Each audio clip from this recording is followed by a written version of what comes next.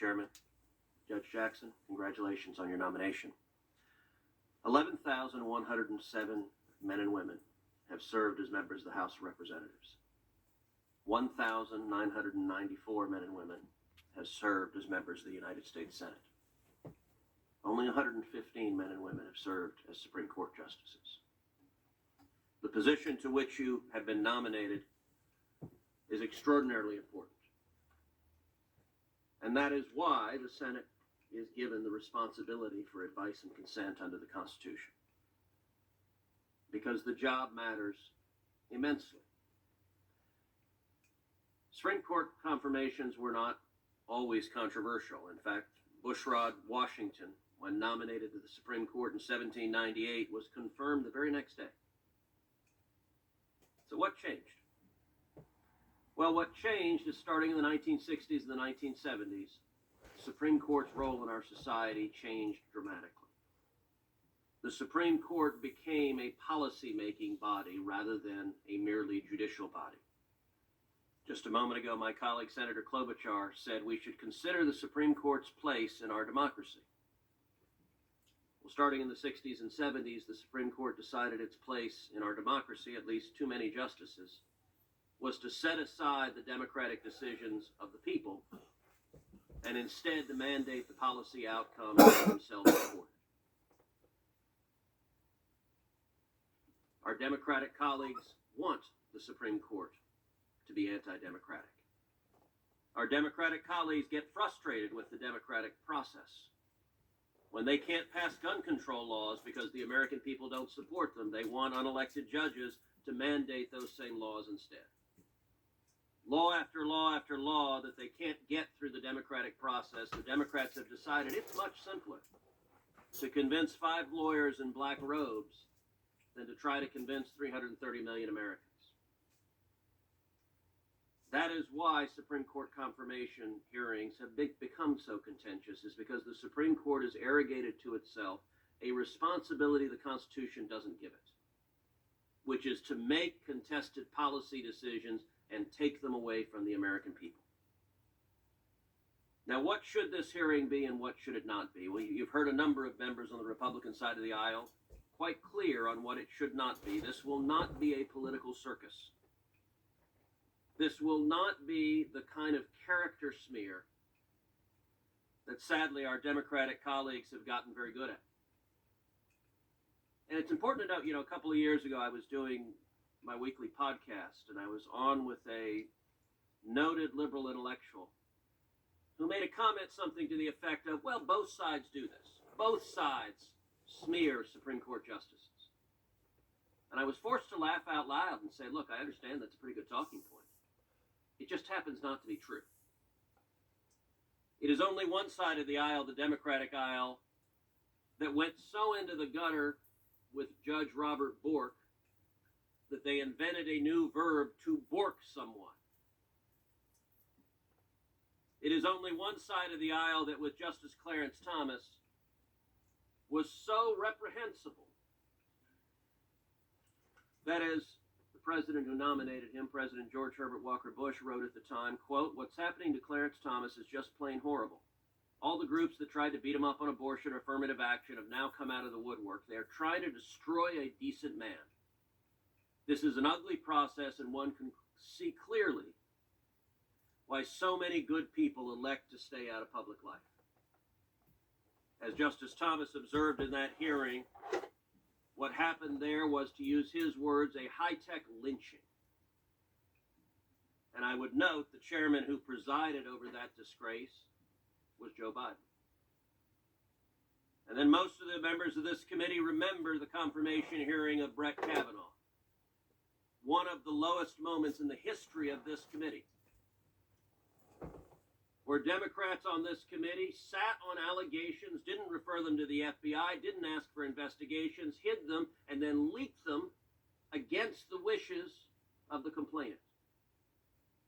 And we began a circus that featured Spartacus moments,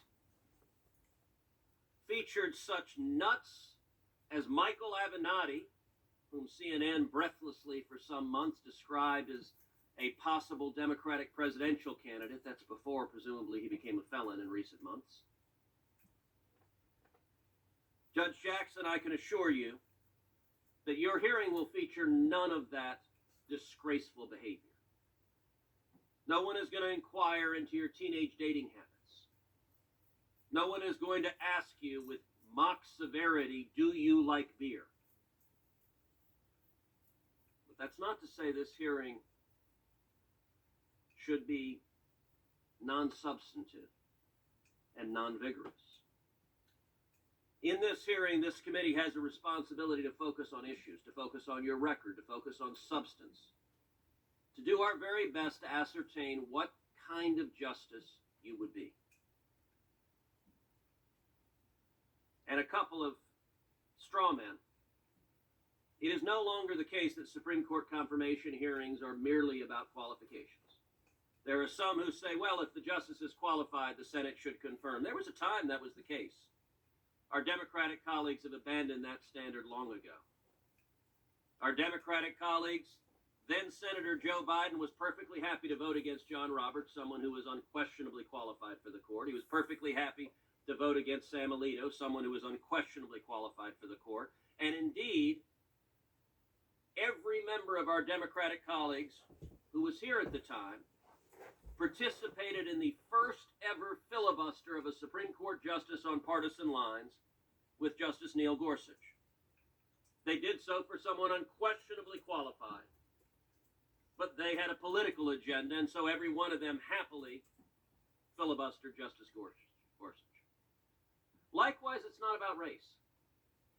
We will see Democrats in the media suggest that any senator that is skeptical of your nomination, that questions you vigorously, or that dares to vote against you must somehow harbor racial animus.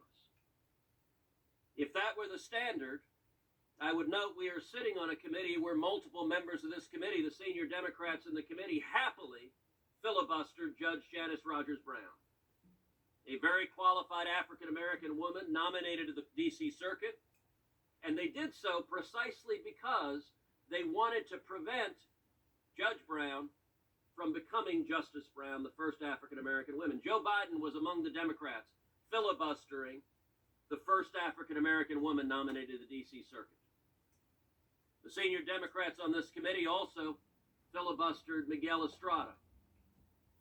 As the staff for Senator Ted Kennedy said in writing at the time, the Democrats filibustered Miguel Estrada, quote, because he is Hispanic. They were explicitly racial. If you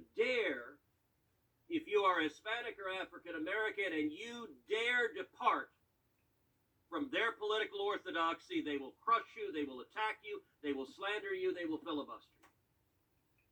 So this is not about race. It is, however, about issues and substance. And I got to say, I agree with Chairman Durbin. Chairman Durbin quoted Paul Simon, and he said, history will judge, quote, did she restrict freedom or did she expand it? I agree with that. The reason the American people care about the Supreme Court is it is integral to protecting or taking away our constitutional rights. When it comes to free speech, this committee should inquire, will you protect the rights of Americans to speak, to say unpopular ideas, to say ideas that the government doesn't want you to say, that you nonetheless have a right to say? Will you protect freedom or restrict it? When it comes to religious liberty, will a justice vote to protect your right to live according to your faith and according to your conscience? Or will a justice vote to crush religious liberty and strip those rights away? The Second Amendment. Will a justice vote to defend your Second Amendment rights to keep and bear arms, to defend your family, to defend your children? Or will a justice roll over to the Democrats that want a disarmed citizenry? The right to life. Will a justice protect the rights of the people, the rights of state legislatures to enact laws protecting innocent life, protecting unborn life, stopping abominations like partial birth abortion?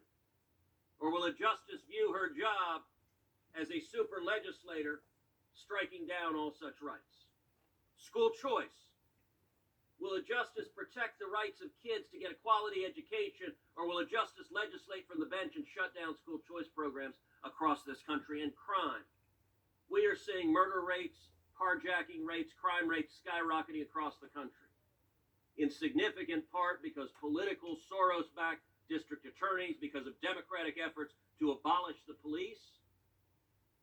And part of the Democratic effort to abolish the police is nominating justices that consistently side with violent criminals, release violent criminals, refuse to enforce the law, and that results in jeopardizing innocent citizens. So all of those questions are fair game. Will you follow the law? What does your record indicate? Will you protect the rights of every American citizen, regardless of race, regardless of party, regardless of views? That's what the focus of this hearing should be.